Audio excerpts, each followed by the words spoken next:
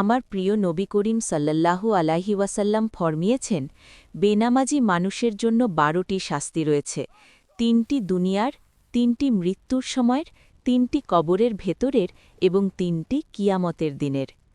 দুনিয়ার 3টি শাস্তি। প্রথম শাস্তি, আল্লাহ তাআলা বেনামাজির ঘর থেকে বরকত উঠিয়ে নেন। নামাজ ছেড়ে দেওয়ার কারণে, আল্লাহর দরবারে মাথা না নোয়ানোর কারণে, সিজদা না করার কারণে আল্লাহ তাআলা তাকে দুনিয়াতেই দারিদ্র্যের চাকায় পিষে দেন, তাকে দেওয়ার কাতার থেকে সরিয়ে নেওয়ার কাতারে দাঁড় করিয়ে দেন। সে সারা জীবন মানুষের সামনে হাত পেতে ভিক্ষা করতে থাকে। তোমরা লক্ষ্য করেছ, রাস্তায়, মহল্লায়, শহরে যারা ভিক্ষা করে তাদের নামাজের সাথে কোনো সম্পর্ক নেই। একদিকে মসজিদে নামাজ পড়া হচ্ছে, অন্যদিকে এই ভিক্ষুকরা মসজিদের দরজায় দাঁড়িয়ে হাত পাচ্ছে। হাত পাতার সময় আছে, কিন্তু আল্লাহর সামনে মাথা নোয়ানোর সময় নেই, তাই আল্লাহ তাদের এতটাই লাঞ্ছিত করেছেন। দ্বিতীয় শাস্তি, বেনামাজির হায়াত থেকে বরকত উঠিয়ে নেওয়া হয়। হজরত আলী কার্রামাল্লাহু ওয়াজহাহুকে একবার জিজ্ঞেস করা হল, কোন মানুষেরা অন্যদের তুলনায় তাড়াতাড়ি মারা যায়?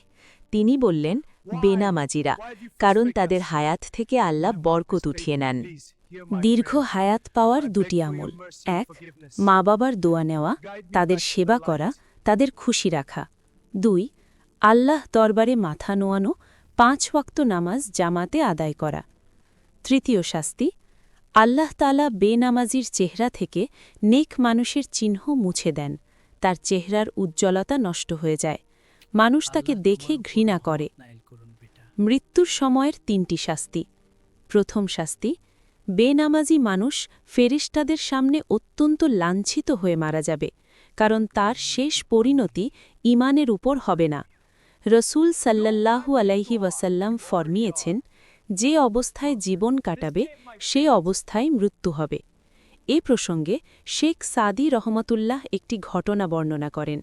এক বাবা একটি পোষা তোতা পাখি রেখেছিলেন। পাখিটি সারা দিন কালেমা পড়ত। একদিন বিড়াল আক্রমণ করে পাখিটিকে মেরে ফেলল। বাবা কাঁদতে লাগলেন।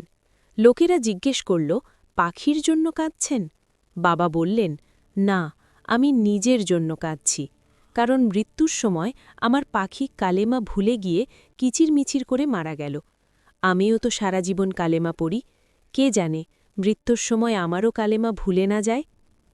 দ্বিতীয় শাস্তি, আল্লাহ তাআলা বেনামাজির ওপর এমন ক্ষুধা চাপিয়ে দেবেন যে সারা দুনিয়ার সব খাবার খেলেও সেই ক্ষুধা মিটবে না। তৃতীয় শাস্তি, মৃত্যুর সময় এমন তৃষ্ণা লাগবে যে 7 সমুদ্রের পানি পান করালেও সেই তৃষ্ণা মিটবে না। কবরের 3টি শাস্তি। প্রথম শাস্তি, কবর বেনামাজিকে এমনভাবে চাপ দেবে যে এক পাশের পাঁজরের হাড় অন্য পাশের পাঁজরে ঢুকে যাবে। সে কাঁদবে, চিৎকার করবে, হে আল্লাহ, আমাকে আরেকবার সুযোগ দাও। কিন্তু হে যুবকরা, যারা এখন কবরে পড়ে আছে তাদের সময় নেই। আমাদের সময় আছে, আমাদের চোখ খোলা আছে। দ্বিতীয় শাস্তি, একটি টেকো সাপ যার মুখ থেকে আগুনের শিখা বের হচ্ছে, দাঁত লোহার, নখ লোহার, সে বেনামাজিকে দংশন করবে। প্রতিটি দংশনে সে 70 গজ মাটির নিচে ধসে যাবে। ফজরের নামাজ না পড়লে ফজর থেকে জোহর পর্যন্ত, জোহর না পড়লে জোহর থেকে আসর পর্যন্ত, এভাবে প্রতিটি ওয়াক্তের হিসেবে সে দংশন করতে থাকবে। এই সিলসিলা কিয়ামত পর্যন্ত চলতে থাকবে। তৃতীয় শাস্তি, বেনামাজির কবরকে আগুন দিয়ে ভর্তি করে দেওয়া হবে। বিছানাও আগুনের, লেপও আগুনের, চারদিকের দেয়ালও আগুনের। আজ গরমে খালি পায়ে রাস্তায় চলতে পারি না, আর সেই 2 গজের ঘর যদি আগুনে ভুলে যায়, তাও জাহান্নামের আগুন। কিয়ামতের দিনের 3টি শাস্তি। প্রথম শাস্তি, আল্লাহ তাআলা বেনামাজির দিকে রহমতের দৃষ্টিতে তাকাবেন না, বরং ক্রোধের দৃষ্টিতে তাকাবেন। তার কপালে লেখা থাকবে, এ বেনামাজি ছিল, কেউ তার সাহায্যে এগিয়ে আসবে না। দ্বিতীয় শাস্তি, আল্লাহ তাআলা তাকে বিনা হিসেবে জাহান্নামে প্রবেশ করাবেন। তৃতীয় শাস্তি, আল্লাহ তাআলা তার হিসেব নেওয়াও পছন্দ করবেন না, বলবেন, এ বেনামাজি, একে জাহান্নামে পাঠিয়ে দাও। রসূল সাল্লাল্লাহু আলাইহি ওয়াসাল্লাম ফরমিয়েছেন, জাহান্নামের এমন আযাব থাকবে যা কোনো চোখ দেখেনি, কোনো কান শোনেনি।